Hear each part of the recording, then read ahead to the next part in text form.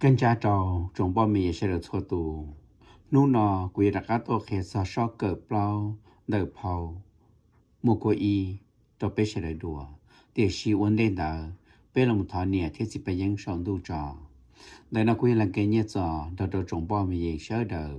Bé cho xe tù. Bé giờ thọ nè thiết sĩ bà dân sống đu. Bố bà là lì chỉ ý lì xanh sang xa rộng cho bé. Có bé tàu dài. Thế có bé một bằng sự cỡ tàu.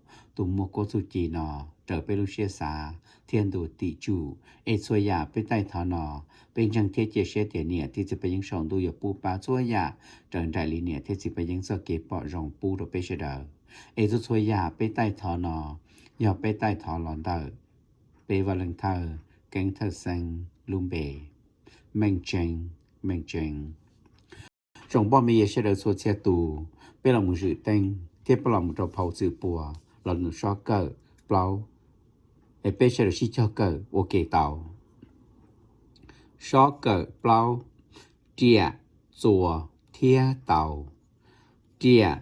Chùa. Thia tàu. Do. Tí nênh. Ý tu. Cầu nhé. Ủa. Ba ủa hậu lử.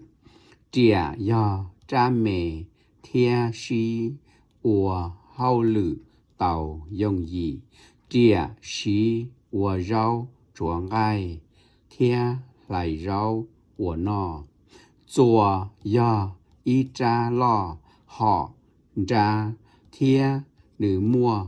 Còn đế. Chùa. Yếu ủa. Tàu. Hậu lử.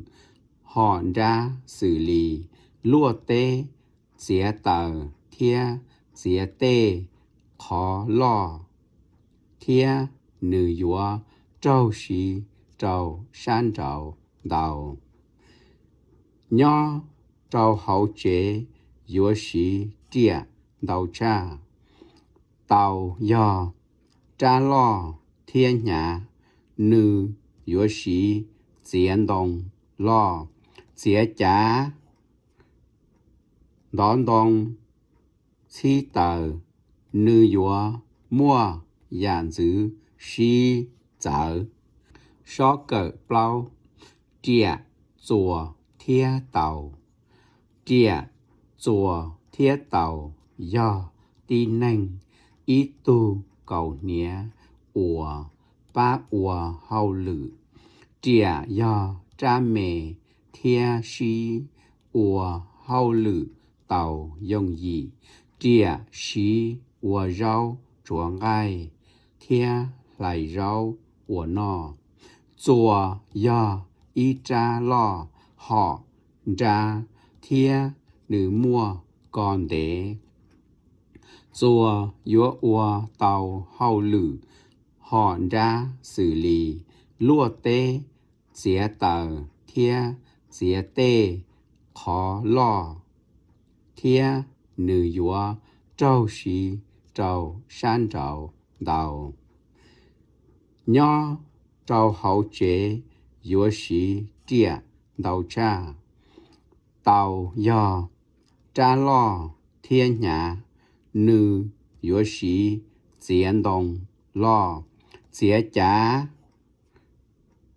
Đón đồng. Chí tờ. Nữ yếu.